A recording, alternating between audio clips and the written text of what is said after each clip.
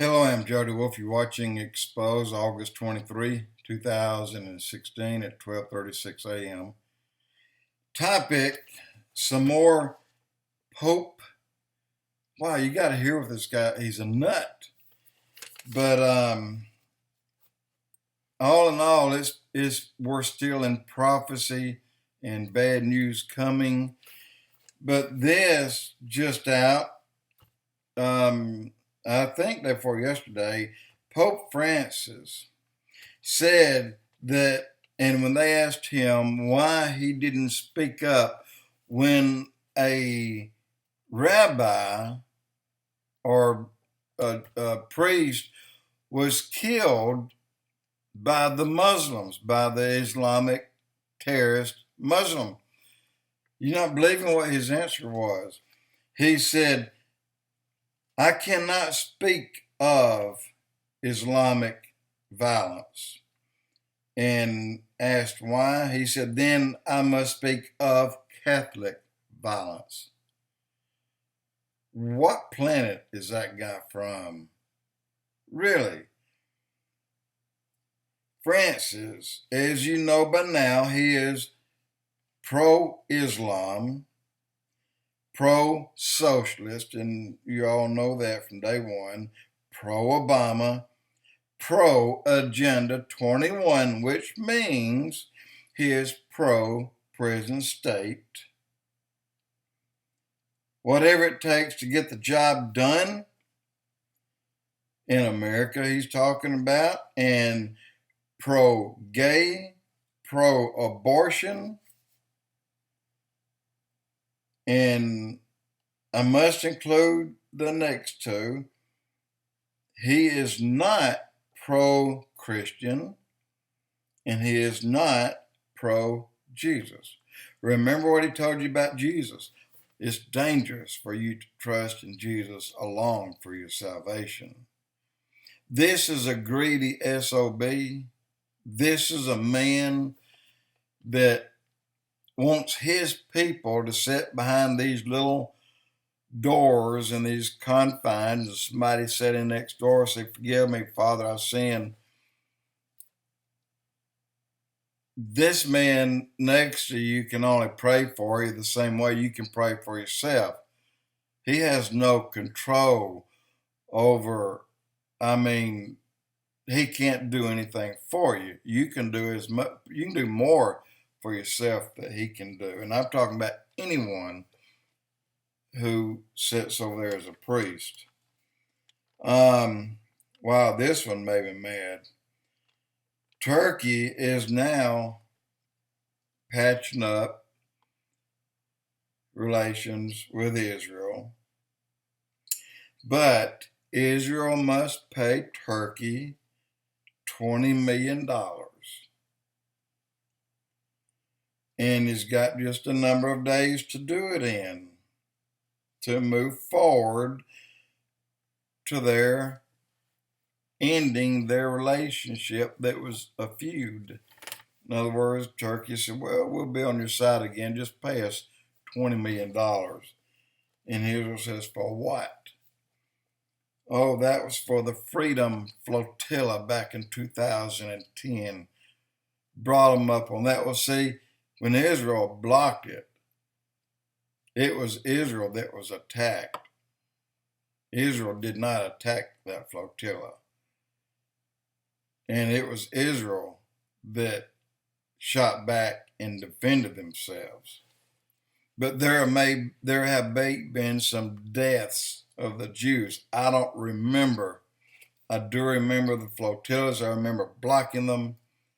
And I remember the hoopla about that. But I also stood on the side of Israel. It's right. You have the right to block the shipping of weapons that's coming in to your back door to be used, or front door to be used against you. And okay, Hamas shot at Israel. That was a mistake, because Israel responded likewise. Israel aimed their rockets at 50 targets. And ironically, they hit all 50.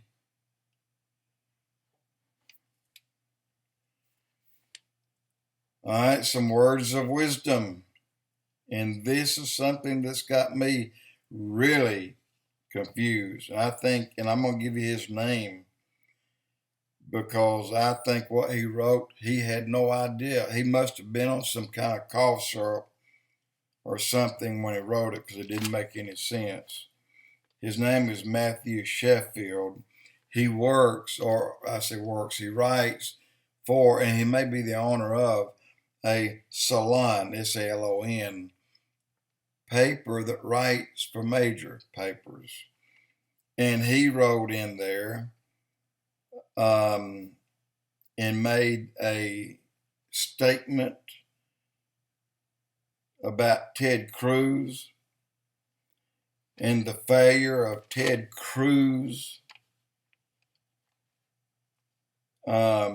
set the tone for the things to come. So he set in motion a breaking away from Christianity. Why did he say that? What did that have to do with price of beans in China and Ted Cruz? But he condemned Republicans and said, when you decide you don't want to be a Christian, then come over here. But yet, he will tell you in a heartbeat the left are Christians. Why did he say that? I mean, really, when you're tired of being a Christian, you can always come over here to our side.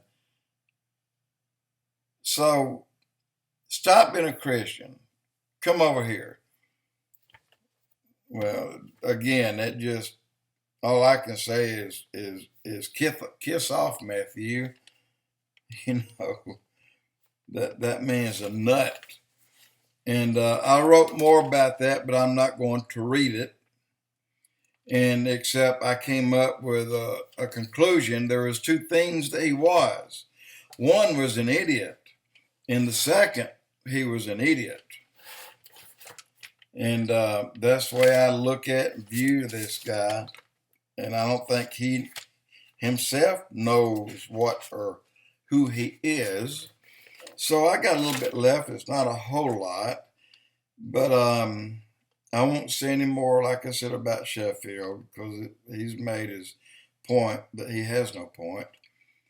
If atheists did not believe in God, then why do they work so hard trying to prove that there is no God? Think about that. If I don't believe that there's a 300-story building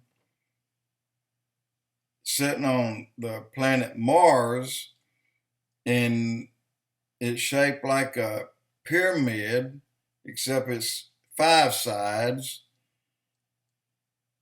and it's 300 times, 3,000 feet tall. I don't believe in that crap, so why should I waste my time trying to convince you it's not there? I don't care what you believe. And the point is, a religion that does not have to include God can be anything. It could be, the butterfly queen could be your head little sweetie. But make no mistake about it, there is a place at death that you'll go to. Everyone. And the best thing that atheists can do is try to jump on that and what they can make out of it when there are too many people that told about it and it's written about it and it's God's words. But anyway, they can believe in the butterfly queen. And also take this. look at a person. Trillions of cells are in our body. And these cells work together to make us do what we do. And forget being stupid or being smart or being 9 feet tall or 3 feet tall. Just the fact that we move. We walk, we run, we think, we make things. We can do everything. And like a giant tree at the bottom, there's parts of the bottom that everything is the same size, but yet when they work together, they become bigger. And the cells in our body is like millions and billions of tiny machines that if you were to blow them up 100.10, to get you one of them the size of a car, you will see a machine in a machine that has thousands of parts. So to say there's no God, where did we come from? We didn't just happen. You don't think we were part of that slime that's on the monuments, do you?